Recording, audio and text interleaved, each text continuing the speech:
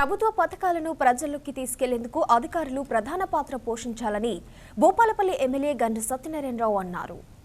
జిల్లా కేంద్రంలోని జెడ్పీ కార్యాలయంలో చైర్పర్సన్ జక్కు శ్రీహర్షిని అధ్యక్షతన స్టాండింగ్ కమిటీ సమావేశం మంగళవారం జరిగింది. ఈ సమావేశానికి ఎమ్మెల్యే గండ్ర సత్యనారాయణరావు ముఖ్య అతిథిగా హాజరయ్యారు.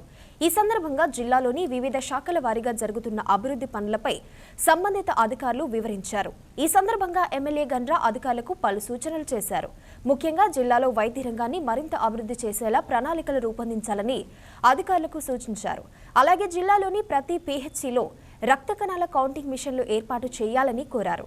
అదేవిధంగా పశుసంవర్ధక శాఖలో ఉన్న ఖాళీలకు సంబంధించిన ప్రతిపాదనలు తమకు పంపినట్లయితే కావలసిన సిబ్బందిని నియమించేలా ఏర్పాటు చేస్తానని చెప్పారు.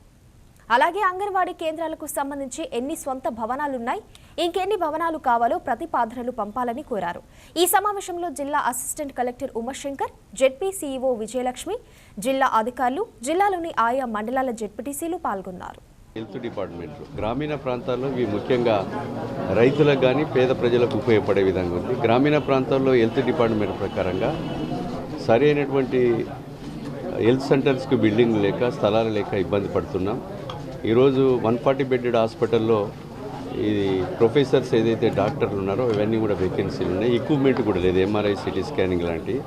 ఇవన్నీ కూడా ఈ జిల్లాలో ఉన్నటువంటి వనరులతో ఎంఆర్ఐని, సిటీ స్కానింగ్లు కూడా రక్త కణాలు తగ్గితే SDP machine, single donor platelet machine, storage machine లాంటివి ఇక్కడ ఉన్నటువంటి ఏదైతే మన డిఎంఎఫ్టి నిధుల నుంచి కొనాలని కలెక్టర్ గారికి నేను ఎమ్మెల్యేగా ఎన్నికైన తర్వాత రిప్రజెంటేషన్ చేశాను. ప్రభుత్వంతో అనుమతులు కూడా తెచ్చాను.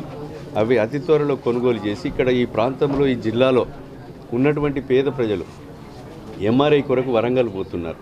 పేదోడైతే 6,000 7,000 రూపాయలు పెట్టలేక మందులు రాయమని వాడు చచ్చిపోతున్నాడు. డబ్బులు ఉన్నోడు అప్పుల పాలవుతున్నాడు. కనుక ఈ ప్రాంతంలో నివసించేటువంటి సింగరేణి, జనుకో, విద్య వైద్య, ఆర్టీసీ కార్మికులకు, రైతులకు, పేద బడుగు బలహీన వర్గాలకు ఉచితంగా MRI, CT scanning, SDP machine, storage machine అందుబాటులో ఉంచి దానికి అవసరమైనటువంటి రేడియాలజీ డాక్టర్లను కూడా ఇక్కడ ఉంచే విధంగా చర్యలు చేపట్టాలని స్టాండింగ్ కమిటీలో చర్చ చేయడం జరిగింది. ఇవి కూడా ఏర్పాటు చేస్తాం ప్రభుత్వ పరంగా.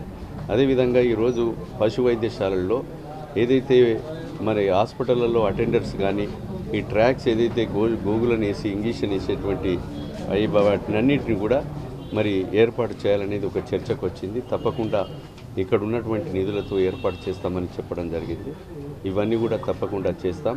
మెడికల్ కాలేజ్ విషయంలో కూడా ఈరోజు హాస్పిటల్ రావడానికి బస్ సౌకర్యం లేదు, గ్రౌండ్ లేదు, ప్లే గ్రౌండ్, లైబ్రరీ, లైటింగు ఇంకా ఇన్కంప్లీట్ షేప్లో ఉన్నాయి. అవన్నీ కూడా మరి ముఖ్యమంత్రి గారికి సింగరేణి సిఎండి, జెన్కో సిఎండికి మాట్లాడి ఇక్కడ ఆ నిధుల నుంచి అయినా కూడా 7% ఏదైతే విద్యార్థులు, కార్మికుల పిల్లలకు రిజర్వేషన్ ఇచ్చి రామగుండంలో 500 కోట్లతో ఏ రకంగానైతే మనము డెవలప్ చేశారో ఇక్కడ కూడా డెవలప్ చేయమని నేను ముఖ్యమంత్రి గారికి ఇచ్చాను, సింగరేణి సిఎండికి ఇచ్చాము. ఆ పద్ధతిలో చేయాలనేది డిఎంఎండ్హెచ్ఓ గారికి పర్సూ చేయమని చెప్పడం జరిగింది.